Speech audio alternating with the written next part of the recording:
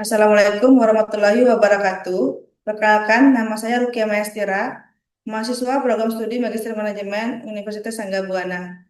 Pada kesempatan ini, saya akan menyampaikan studi kasus etika bisnis kontemporer dengan judul Greenwashing dan Manipulasi Citra Perusahaan PT Greenlight Indonesia dengan dosen pembina Dr. Farida Yuliati, SH, SEMM.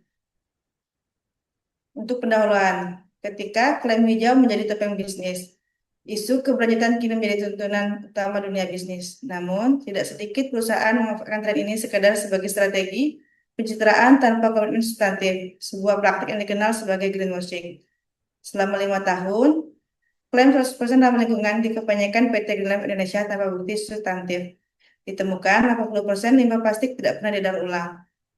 Tujuan analisis makalah mengidentifikasi pelanggaran etika bisnis yang terjadi, menerapkan kerangka stakeholder teori, top bottom line, ESG dan GCG, mengidentifikasi pihak-pihak yang terdampak, menganalisis risiko bisnis jangka pendek dan panjang, merumuskan solusi dan strategi pemulihan reputasi.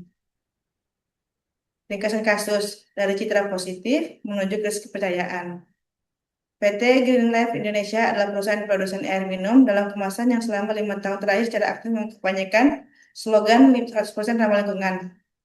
Membangun citra tersebut melalui kegiatan CSR, penghijauan, dan klaim kemasan daur ulang selama 5 tahun. Namun, investigasi yang dilakukan oleh media menemukan sejumlah fakta yang bertentangan dengan citra tersebut. Lebih dari 80% limbah plastik yang dihasilkan perusahaan ternyata tidak pernah didaur ulang sebagaimana yang diklaim. Selain itu, perusahaan diketahui masih menggunakan pemasok yang membuang limbah ke sungai, produksi ke sungai sehingga turut berkontribusi terhadap pencemaran lingkungan. Hingga tadi laporan dimanipulasi, sustainability report hanya menampilkan data positif, menyembunyikan data pencemaran. Setelah temuan tersebut viral di media dan media sosial, dampaknya terjadi secara cepat dan luas. Terjadi krisis meledak, harga saham anjlok, bagi konsumen, investor menarik dana, pemerintah membuka investigasi. Identifikasi masalah. 7 pelanggaran etika yang bersifat sistemik. Greenwashing. Narasi 100% ramah lingkungan tanpa bukti substantif. Manipulasi laporan, cherry picking data positif, menyembunyikan pencemaran. Lemahnya due diligence, tetap bermitra dengan pemasok yang mencemari sungai.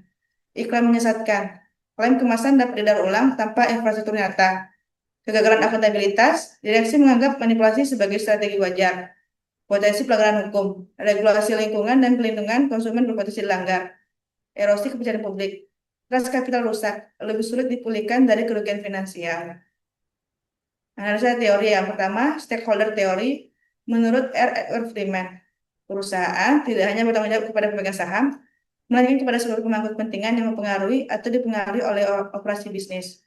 Temuan pada kasus Greenlife, perusahaan memprioritaskan kepentingan jangka pendek, pemegang saham, dan citra korporat dari kepentingan stakeholder lain, mengabaikan keseimbangan yang menjadi inti teori ini.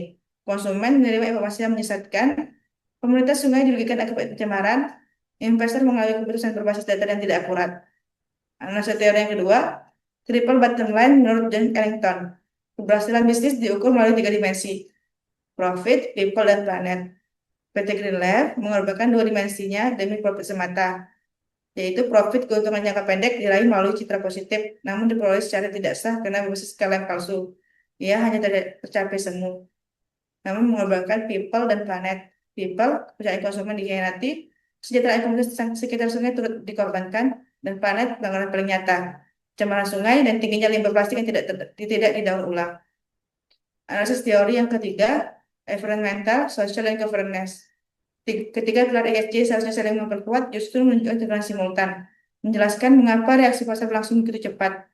Environmental, gagal mengolah limbah plastik dan membiarkan pemasok mencemari sungai. Sosial, gagal menjaga hubungan jujur dan bertanggung jawab dengan konsumen dan komunitas. Governance, manipulasi laporan keberlanjutan dan sikap direksi yang defensif dan tidak akuntabel. With corporate governance, 5 prinsip GCG yang tertuang dalam tarif seluruhnya dilanggar dalam kasus PT Greenlife Indonesia. T. Transparansi, dilanggar melalui manipulasi laporan keberlanjutan. A. Akuntabilitas, tak ada pihak manajemen yang mengakui kesalahan. R. Responsibility, tanggung jawab, pembiayaan terhadap masuk yang mencemari lingkungan. I. Independensi, tak ada mekanisme kontrol internal yang efektif. F. Fairness, kewajaran, konsumen dan investor diperlakukan tidak adil. Strategi pemasaran yang masih dalam mata wajar. Pernyataan direksi inilah bukti nyata lemahnya penerapan GCG di tingkat manajemen puncak. Analisis stakeholder, dampak menyebar ke seluruh ekosistem bisnis. Konsumen, kehilangan kepercayaan terhadap merek, investor, kerugian akibat penurunan harga saham, karyawan, tekanan psikologis akibat krisis reputasi, pemasok, terekspos investigasi, risiko putus kontrak, komunitas sungai, dampak langsung pencemaran lingkungan, pemerintah, perlu investigasi dan penegakan hukum, media dan LCM, berperan sebagai watchdog eksternal, kompetitor, berpotensi diuntungkan namun terkena imbas skeptisisme pasar. Analisa risiko bisnis, risiko jangka pendek dan jangka panjang. Jangka pendeknya, penurunan harga saham secara tajam, beban konsumen terhadap produk, pemberitaan negatif masif di media, investigasi dan potensi sales pemerintah, penarikan investasi oleh investor ESG. Jangka panjang, kerusakan reputasi dan merek yang jangka panjang, potensi gugatan class action, meningkatnya biaya kepatuhan, terbatasnya akses dan financing, kesulitan menarik dan mempertahankan talenta, hilangnya keunggulan kompetitif berbasis citra. Alternatif solusi, dari pengakuan menuju transformasi data kelola. Jangka pendek, permintaan maaf publik yang jujur dan terbuka, audit yang dilakukan oleh pihak independen, hentikan klaim yang belum terverifikasi, evaluasi seluruh praktik pasar. Jangka menengah, bersertifikasi lingkungan resmi, laporan keberlanjutan dengan asuransi pihak ketiga, sistem pengelolaan limbah yang nyata dan terukur. Jangka panjang, integrasi ESG ke strategi bisnis inti, komite etik dan tata kelola independen, sistem whistleblowing yang aman, stakeholder engagement yang berkala. Strategi implementasi pada roadmap pemulihan pemutihan. 0 hingga 3 bulan tanggap krisis. Permintaan maaf publik, audit independen, pengintaian klaim tak terverifikasi, tim tanggap lintas fungsi, komunikasi transparan. 3 hingga 12 bulan, stabilisasi, perbaikan rantai pasok, sistem pengolahan limbah struktur, laporan keberlanjutan, standar internasional, pembentukan komite etik dan GCG. 1 hingga 3 tahun transformasi, integrasi ESG ke strategi bisnis inti, sertifikasi lingkungan resmi, penguatan budaya etika, stakeholder assessment dan berkelanjutan dan evaluasi KPI berkala. Prinsipnya transparansi radikal, keterbukaan penuh terhadap data positif maupun negatif, disertai bukti tindakan nyata, bukan sekedar narasi komunikasi. Kesimpulannya, keberlanjutan sejati tidak bisa disetarakan. Transparansi bukan sekedar persoalan komunikasi pemasaran, melainkan pelanggaran etika bisnis berdimensi menyangkut kejujuran, transparansi, tanggung jawab lingkungan dan tata kelola. Krisis harga saham anjlok, boykot, menaikkan investasi, dan konsekuensi logis dari hilangnya kepercayaan publik yang dibangun di atas klaim tidak jujur. Pemulihan menuntut transformasi data kelola substantif, keberlanjutan yang nyata dan terverifikasi, pelaporan yang tulus, dan kepemimpinan yang berintegrasi. Keberlanjutan bisnis jangka panjang hanya dapat dicapai melalui keselarasan yang tulus antara profitabilitas, tanggung jawab sosial, dan kelestarian lingkungan, bukan melalui pencitraan semata. Ini daftar pustakanya. Sekian presentasi dari saya. Saya ucapkan terima kasih. Lebih kurang saya mohon maaf. Wassalamualaikum warahmatullahi wabarakatuh.